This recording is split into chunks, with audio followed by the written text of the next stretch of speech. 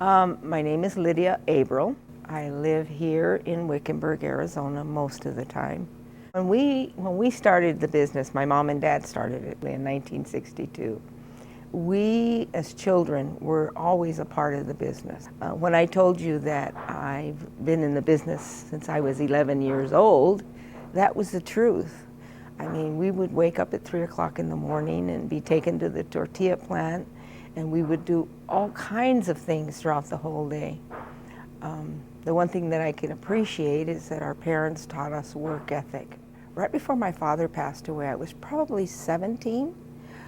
There was just something inside of me that said, you know, you really don't know what goes into your dad's cooking. You need to find out. Not knowing at all that he was going to be leaving us.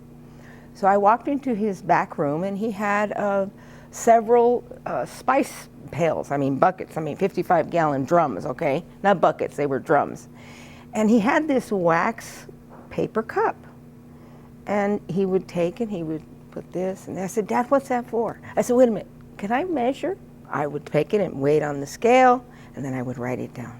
At the end of this process, I took all those recipes and I gave a copy to my mom, because she hadn't directed me to do it. It was just something that came out of me, okay? And so I gave her a copy of the recipes. I kept a copy for myself. And then afterwards, I was led to follow him around and learn the process. Because you can have the recipe all you want, but if you don't got the process down, it doesn't matter.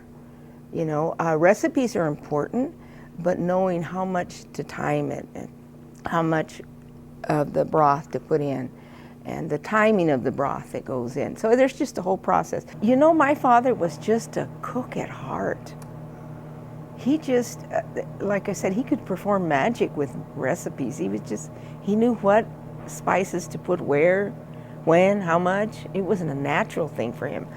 So I have to honestly say that a lot of what we have today is first because of God, second because my father was such a giving man. I think that the payback always comes through the generations. I don't know that a lot of people realize that.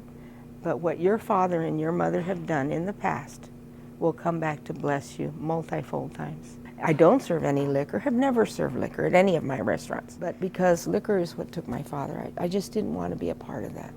And you know, I have really enjoyed the sobriety part of owning a restaurant.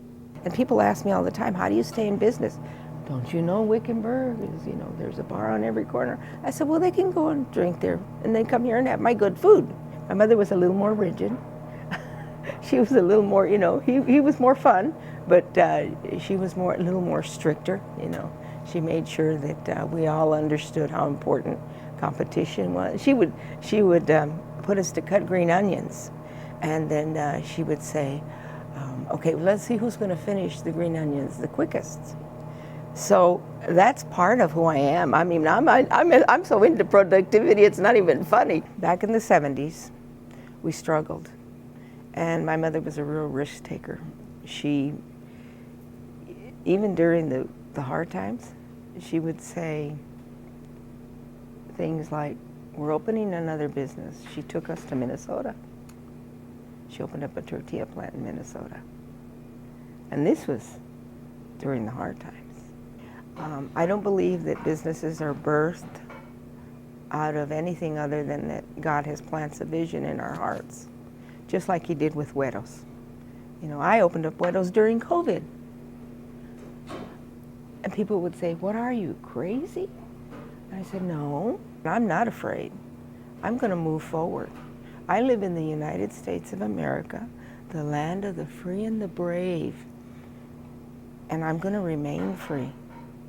And I'm going to be brave. Yeah, it was tough, but you just do what you got to do. I can remember that my mother, on all the paperwork that she had, she would put CEFDD, con el favor de Dios. What that means is, with God's favor, these bills are going to get paid. I'm one that loves to teach, so I tell my employee students, that's what I call them, all the time, you know, once you leave here, I can guarantee you, if you take what I teach you you're going to make it anywhere. I have one young man here who will be here in just a few minutes who, he was so rebellious. I mean, this young man was like, I said, Lord, this is going to be tough. And I saw that he had a talent. And I told him, I said, I said, you really need to be a waiter. And he said, I can't do waiting. I can't do it. I said, you can do it. He's one of my top waiters now. And like I told him, I said, you could leave tomorrow, son, and you are going to be the best wherever you go. And one of the reasons for that is because you've listened, you've learned, and you've applied. Those three things are going to take you farther than ever. And that's anywhere. And I don't see you here for the rest of your life, son. I said, I'm sorry. I see you one day possibly owning your own restaurant. Because as I grow them in the business, I'm teaching them so that these things stay with them forever. As a business owner, first of all, be ready to make sacrifices. Don't give up too soon. Realize that everything is a process. And if the vision that you've been given is given to you and you feel it in here, it's going to happen. Don't give up. Just continue to plug through it. Continue to think through the decisions as well as pray about your decisions. I knew what I had because it's been handed down to me, and been in business since 1962. Mom and Dad started this. They didn't give up. They continued to plug away, and they continued to see the vision.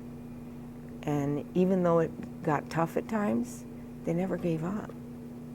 And I think that's probably one of the most important lessons that I've learned. Don't give up. Just know that it's going to happen. And it may not be right away. Because once the business takes off, you're going to be so busy, you're going to be thanking God and at the same time saying, oh Lord, I don't know if I wanted this much.